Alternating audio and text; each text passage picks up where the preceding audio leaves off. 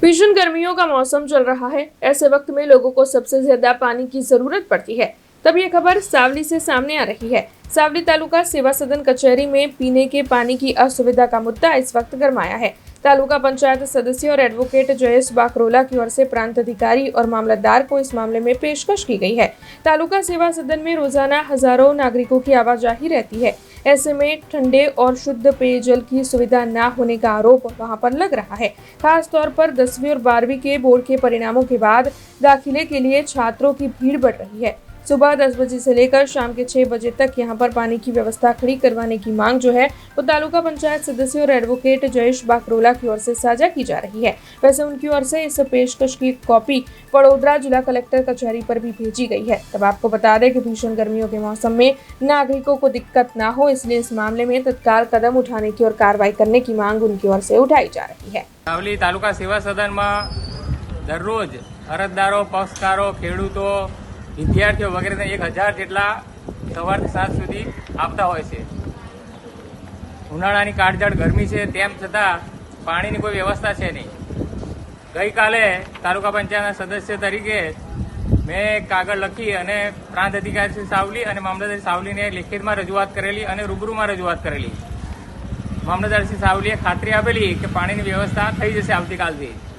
આજે 12 વાગ્યા છે, અરજદારો બધા આવ્યા છે, તેમ છતાં પીવાના પાણીની કોઈ જ વ્યવસ્થા કરી નથી।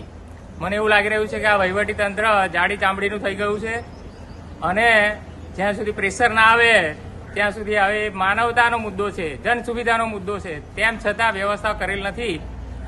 એટલે જો આ વ્યવસ્થા નહીં કરે તો આગળ ઉગ્ર આંદોલન કરવામાં આવશે। આ તાલુકા પંચાયતમાં હાલ સ્કૂલોના આવકના દાખલાનું સ્કૂલોમાં એડમિશન માટે ચાલુ હોય ત્યારે અહીં આગળ મશીનરીની વ્યવસ્થા નહીં, એક જ કોમ્પ્યુટર અને પ્રિન્ટર છે। એના કારણે લોકોને લાઈનો વધારે પડે છે।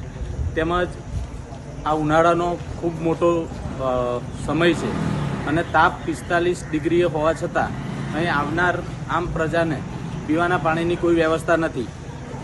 ગઈકાલે